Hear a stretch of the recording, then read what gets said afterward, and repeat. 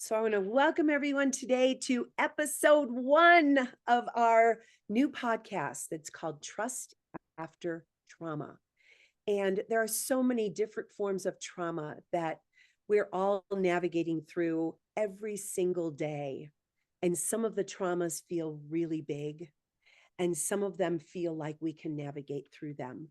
We're going to be taking you on a journey of sharing insights and inspirational stories and wisdom that these amazing women have gone through traumatic experiences and have come to the other side and really triumphed over this trauma that they've experienced. And we're going to talk about a lot of different types of trauma, whether it's a physical trauma, an emotional trauma, a mental trauma, or a societal trauma.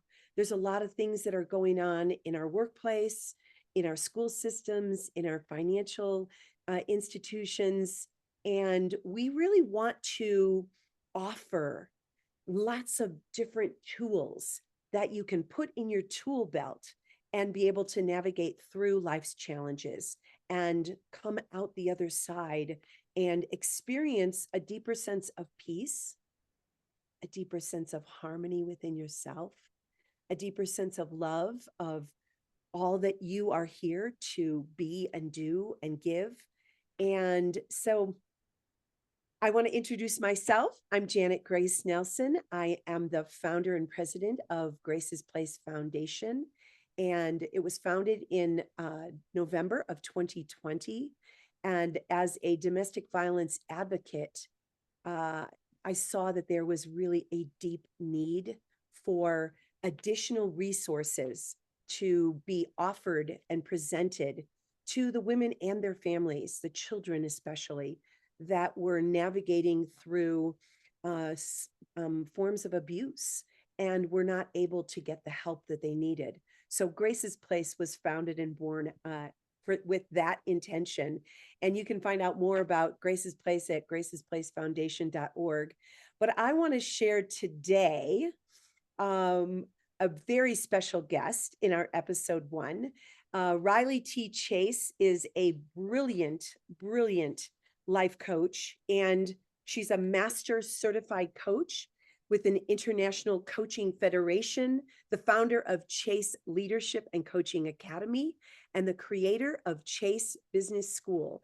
It's accredited in both the UK and the US. So she is a global goddess extraordinaire, and we're really lucky to have her here today. So for over 20 years, she's been helping people and organizations lead us stronger, live freer, and build lives that they're truly proud of. And from global brands like Samsung to everyday leaders around the world, she's also the creator of Anxiety Free in 30 Days. We'll hear more about that today. And the upcoming book by the same name. Rileagh doesn't just coach, teach, and lead. She walks alongside you, calling forward your greatest potential with the real world tools and fierce compassion. Today, she's here to share what's possible when you rise into a life you were made for. So, Rileagh, welcome. I'm so excited to have you here. And I know this is just the first of many interviews that we'll be having with you along our beautiful journey of really sharing empowerment tools in this podcast called Trust After Trauma. So we would love to have you just say hello and yeah. Well, first of all, thank you so much for having me. I am so honored, A, to be the first guest, and B, to be part of this because it is something so valuable that we can offer people that have been through it and are still going through it, case in point, because the trauma doesn't quite go away, even when you think it's gone. And so I'm just so honored and grateful to be here and share my story and the tools I've been using and Yeah, picked up. so excited to hear so many of your tools because I know how dedicated and disciplined you are. And it has gotten you from where you were to where you are today. And then there's so much more. And that's the exciting part, is that when we realize that trauma is, it's like life. It doesn't just, end. It's an ongoing, it's like peeling the layers of the onion Yeah. and recognizing there's even more, there's even more, there's even more. So I want to thank you again for joining us. And I would love to start this conversation, this inspirational conversation, with you just sharing maybe a little background, but also include your defining moment that really identified for you. Like, you just got this, like, this nudge in your heart. And trust is really the wisdom of the heart. So we're going to be talking a lot about that during the course of this podcast journey also. But I'd love to have you share with our audience your journey, and what was your defining moment that really helped you to take another direction in your life? Yeah. So a little bit of background. Um, my first marriage was very, very difficult. And to be honest, it wasn't until a coworker, when I was venting to a coworker, they actually told me it was abusive. I didn't realize that being yelled at all the time was abusive. I just thought that's what couples do. It was my first very serious relationship that obviously I married, and also with my background and just the way I was reared, I was brought up to believe somebody with my background wouldn't ever be in this situation. So I had pre-bias, and that I was just in a bad situation with somebody that had a hot head, and they yelled and chewed me out all the time. And I was changing. And my coworkers and family saw that, but they couldn't hear me, or I couldn't hear them. And so I was venting one day, and it was a coworker that said, "Hey, Rileagh, that's a form of abuse." And I went, "No." And she had to explain how she learned it was abuse, which was through a psychologist, and she was the abuser in that circumstance. She was the yeller, and she really unpacked it for me. And that's when I first realized something bad was happening.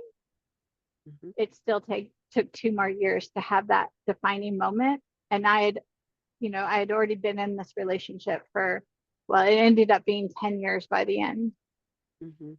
I had Yeah. already taken on this abuse for years, and just kind of wilted away as a person. I couldn't even tell you, like, you know, the story. Like, I didn't even know what kind of eggs I liked in the morning. I just didn't, because I was so trying to figure it out, emotional.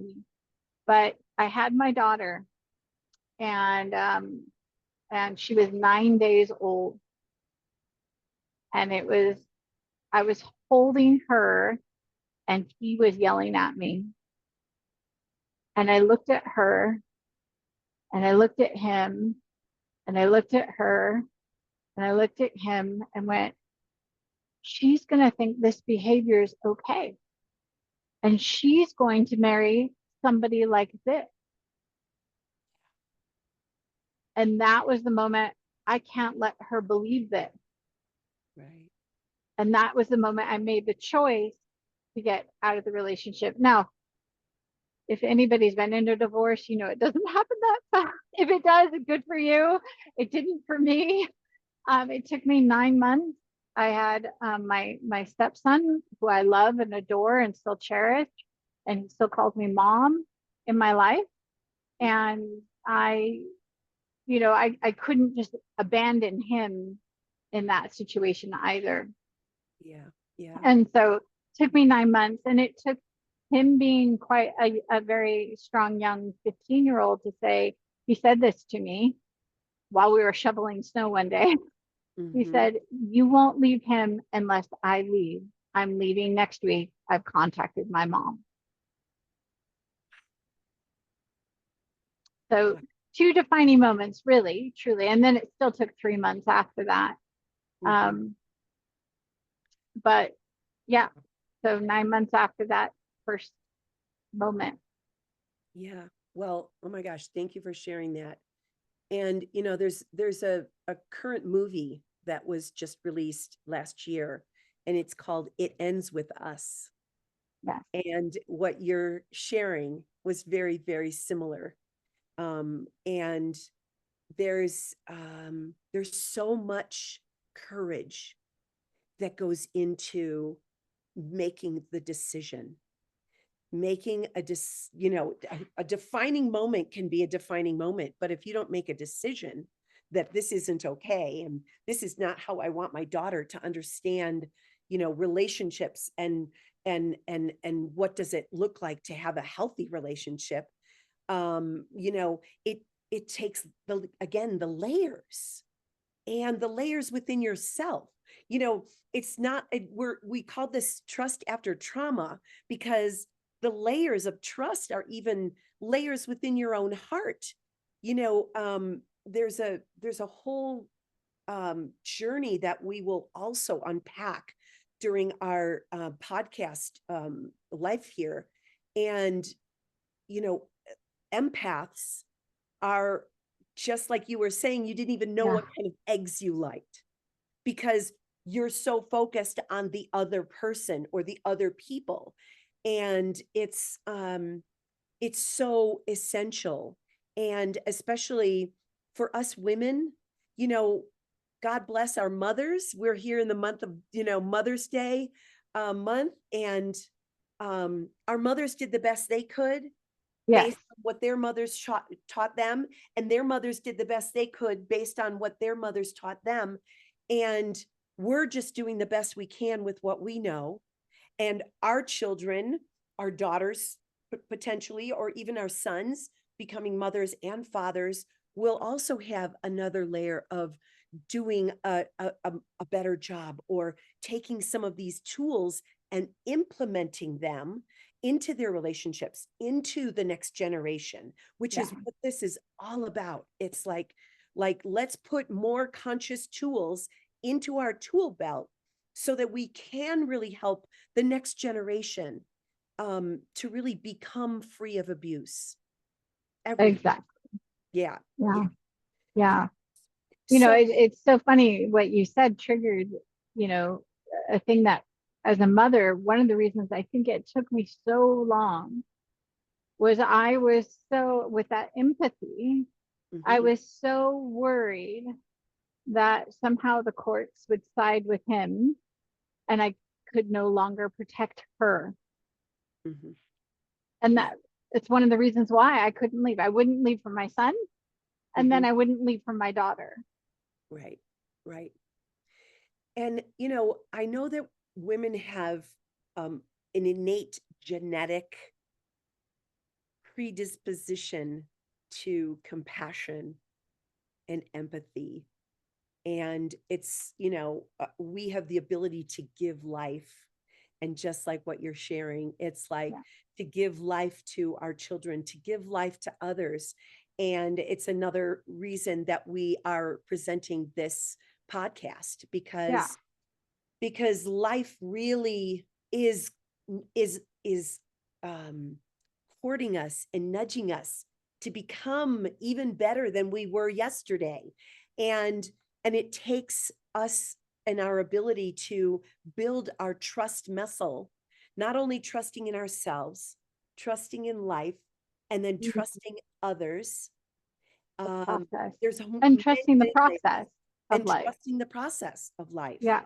Yeah. So what are some of the practical tools that you use on a regular basis that have kind of come from your decision to really trust the wisdom within your own heart to make that leap and take that leap of faith to protect your daughter and to move on to the next chapter of your life?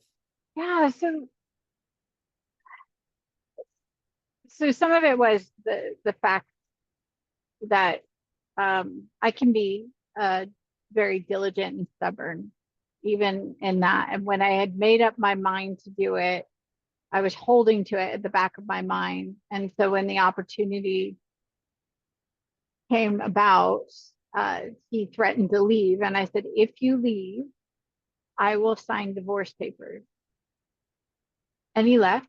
So I drove to the lawyer's office and went to work late that day. I called my office and said, I'm signing divorce papers. And I did. Um, but that's that. I wouldn't even say it's the discipline that when you finally make the choice, you have to follow through. And that was one of the hardest things. I even remember sitting there at the desk with the lawyer saying, maybe I should wait a week. Yeah. Maybe I'm being too rash. But I did, and I signed. And so honoring your own, or trusting your own decision that it's right for you and it will be right over time for everyone. That was really hard. Yeah. And then the whole 2 years of the divorce process, because it took 2 years, the constant journaling, that was all the real help I had at that time. I kept a journal for my emotions, and then I kept a fact journal, what actually happened. And that way I could separate, and that discipline, an activity, which is really hard. I am not actually personally think of myself very disciplined. I had to implement this. Yeah. And I don't like using the word make, but it did feel like I was making myself do it, because I wanted to resist it every time, because it was hard. And the fact journal is really hard to do when you have all these emotions. So emotional journal first, fact journal second. I love that. I love Yeah. that idea. And you brought up such a good point too.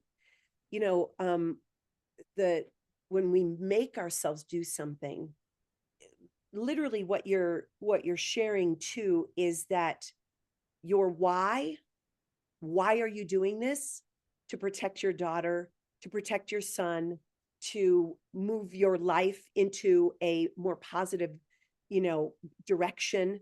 And when we understand our why, it assists us in following through on some of the discipline and making ourselves do things, because our why is so strong that if we don't do it, we're literally shortchanging ourselves. And so I love that you brought that up. And I love that you brought up that you had two different journals, and that helped you to really differentiate the facts from the emotions, because it's emotional. I mean, we're emotional beings, and we're here to express our emotion in a real, authentic way. And I know that on this journey of even as a domestic violence advocate and helping, hundreds, if not thousands of women on this journey of freeing themselves from a traumatic situation, to a greater sense of self-love and self-worth and self-esteem on at that level of their life that they're looking for. Discipline is important, and separating the emotion from the facts is also really important, because our emotional body can take us in so many places. So yeah. It likes to even create things that aren't there. Yeah, absolutely. I mean, I love it, because it can be a fun ride when it's good and positive, but it can be a really bad one. Yeah. It can take us down the rabbit hole really fast. And it could even be something that didn't ever really happen. I mean, it's, there's so many schools of thought that are associated with that. And, thank you for bringing that up. Are there any things that you can also identify as maybe some sacred practices that you do on a daily basis that you've kind of implemented over the years to get you to the success that you're experiencing right Yeah. now as a global coach, as someone who is an expert in the area of anxiety free. Can, Yeah. can you, address that and share with our audience? First of all, if I can say this to everybody, when you're in it, you think you're alone and you're not.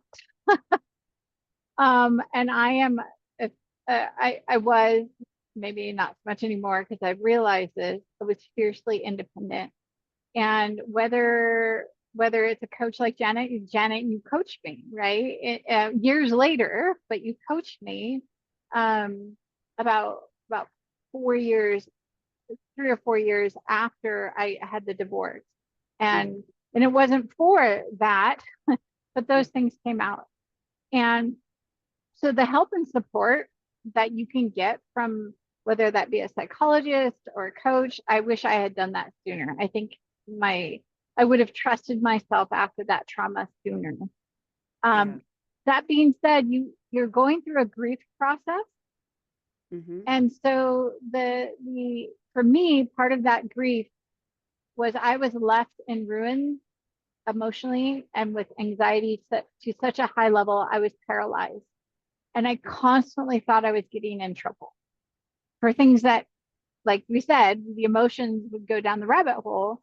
And so, yeah, I created some sacred practices that I studied neurology and quantum physics and stuff to help me in a little bit of what you had coached me on anyway. But um, and it was, very simple thing. Actually, the science behind gratitude is amazing. And you taught me that. But then I went and investigated because I'm such a fact nerd on those. I'm like, well, what is this really doing in my brain? So uh, I studied why gratitude works and the rewiring that happens both morning and night Mm-hmm. is such a starting place. Yeah. And then forgiveness. And there's methods to that. And you helped me do that again, Janet. Mm-hmm. But I still remember being on one of your retreats, and well after we started working together, Mm-hmm. and I was sitting in the grandparents' trees. I had climbed up and was with grandma, and we were writing people we needed to forgive. And I had this massive cramp in my stomach, like a Charlie horse in my stomach. Like I felt the knot. Mm-hmm. And I was like, what's going on? I can't even breathe. It hurts so much. And I was holding it and holding it. And all of a sudden, my brain said, you don't need to forgive these people. You need to forgive yourself.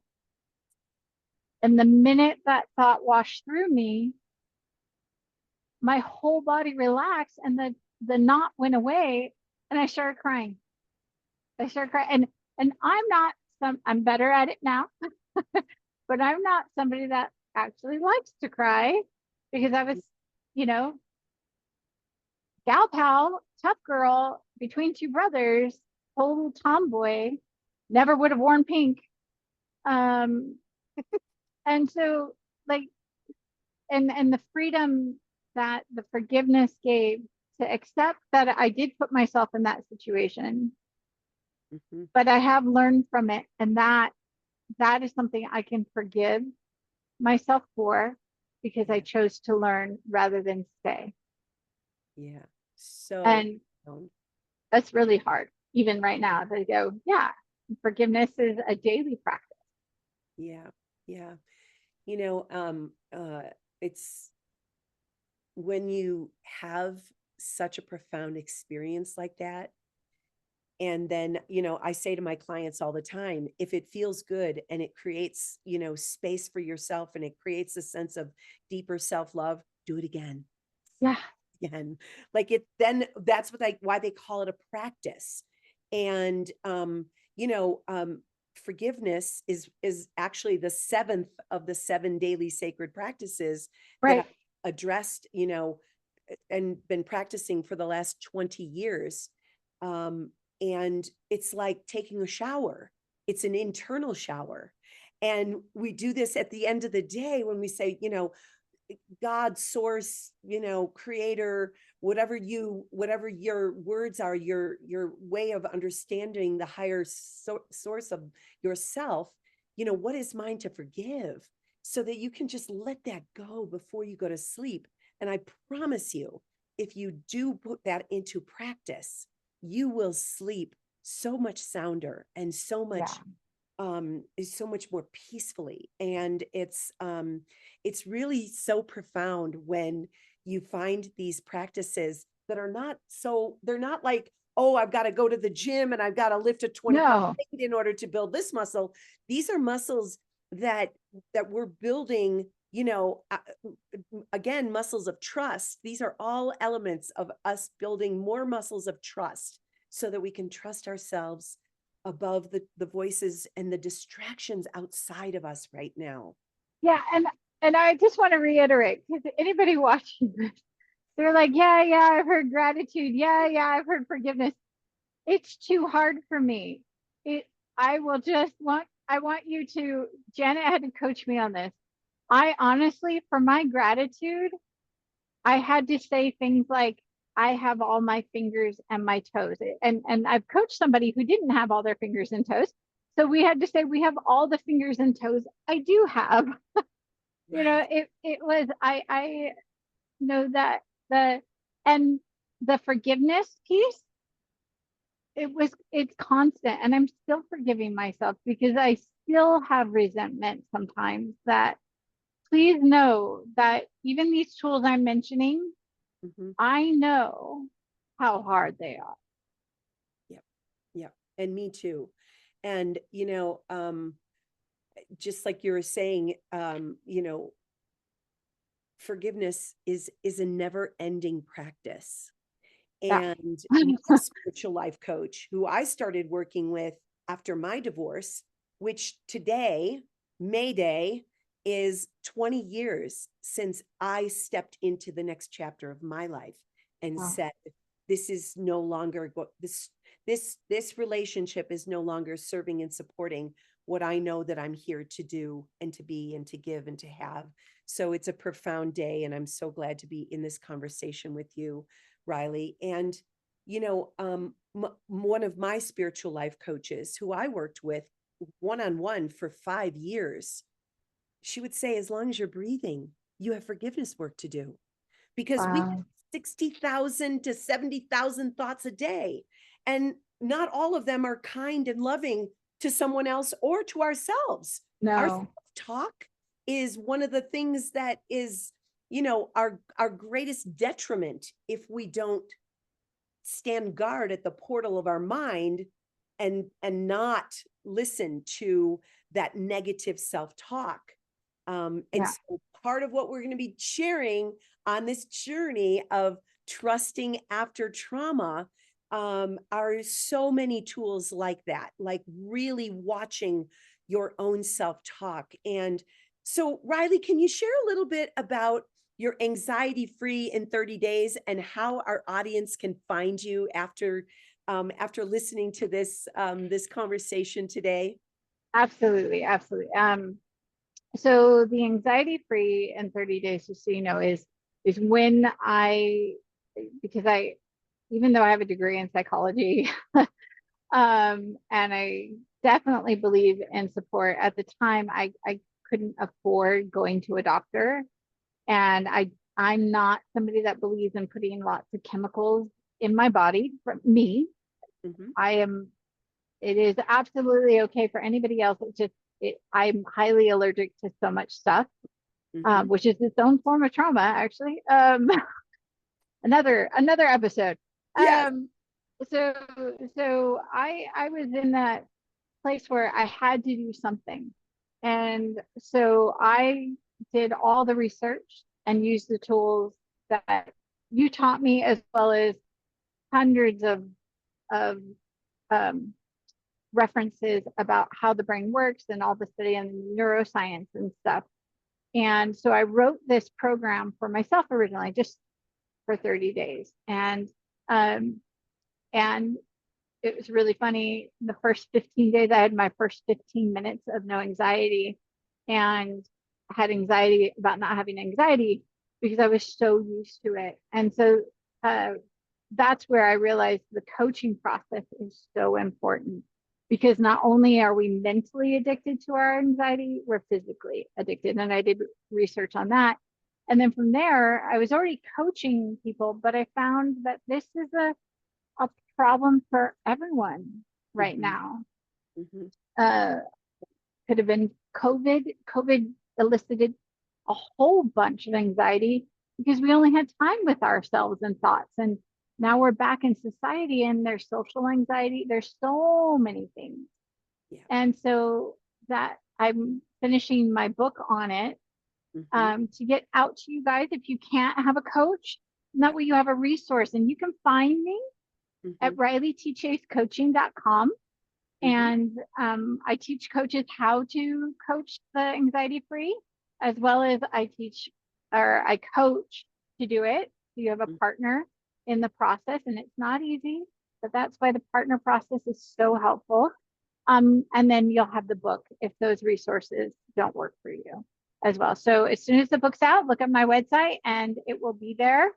And you'll be able to hopefully order it on Amazon or wherever I have the link at the time. Yes. So, Yes. and Yes. thank you so much, Janet, for allowing Oh, me to share today. yes. Thank you so much, Rileagh, because I know that these conversations are so essential right now. And you're going to be able to find these podcast recordings on Apple Music, and we're going to present it on YouTube. We're going to have it on our website, gracesplacefoundation.org. There's going to be a lot of different platforms that this is going to be presented, and we're going to be launching them on what we call Freedom Fridays. So 11 a.m. Pacific time every week, you're going to be able to see our next podcast. And we're going to bring to you lots of different topics that are really things that all of our clients have been really struggling with. And so we want to offer and present different solutions and different tools that each one of us can continue to implement to not only trust ourselves, trust our life, trust the process, trust our journey, trust God, trust source, and really experience another dimension and another level of freedom, because I really believe we were born to be free. And so Mm. when you were talking about anxiety free in 30 days, I mean, there's so much to be said and so many different layers of freedom that we can experience. And when we have that desire, then we will find the resources, and we hope to be one of your resources as a podcast that we are now going to be presenting on a weekly basis, new resources to create that level of freedom and trust after trauma, any form of trauma. So, from our hearts to yours, we're so grateful to have shared this today, and we look forward to having you be a part of our family as we continue to move forward to offer more and more and more solutions to create a world for humanity free of abuse. So, from our hearts to yours, have a beautiful and blessed week. Thank you so much.